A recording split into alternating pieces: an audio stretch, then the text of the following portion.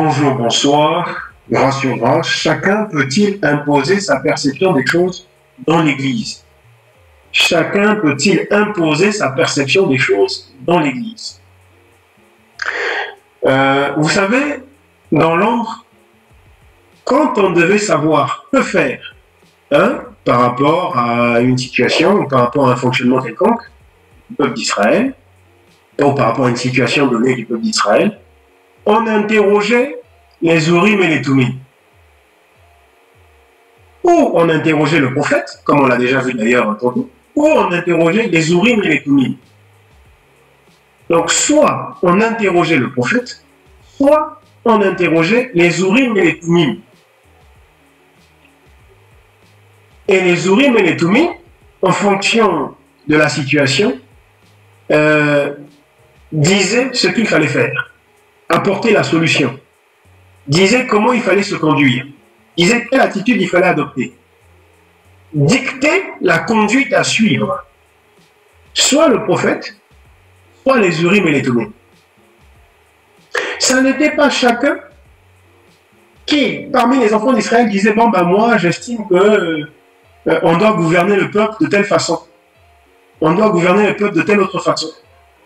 Parce que figurez-vous, on est chacun issu de familles biologiques différentes, on est chacun issu de lignages différents, de clans différents, d'anthropologies différentes, de pays différents, de villes différentes, de cultures différentes, etc., etc. Et on a chacun, même au sein d'une même famille biologique, une personnalité différente.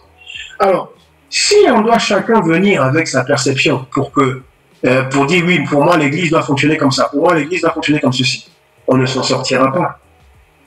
Parce qu'on va faire se confronter, si on est 30 dans l'Église, on va faire se confronter 30 perceptions.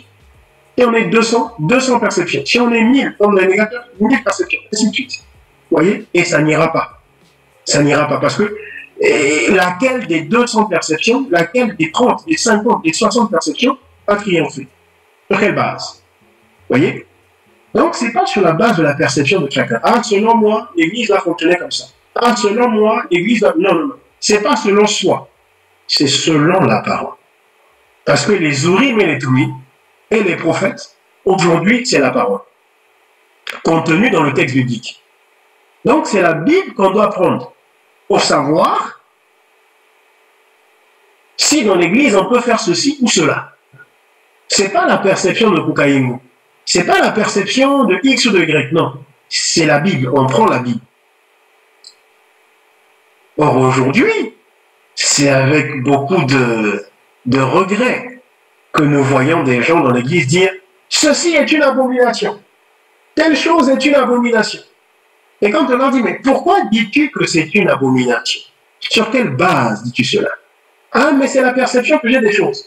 Mais c'est ta perception qui importe ou l'Écriture qui importe? Parce que si tu dis que c'est une abomination et que l'Écriture dit la même chose, il n'y a pas de problème. Mais si tu dis que telle chose est une abomination et que l'Écriture ne dit pas cela, il y a un problème.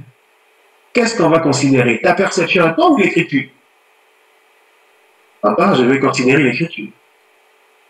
Et tout chrétien est censé considérer l'Écriture et non pas la perception de X ou de Y. Donc, pour répondre à la question, chacun peut-il imposer sa perception des choses dans l'Église? Non. Seule la parole pose sa perception à elle. Demeurez béni. Non.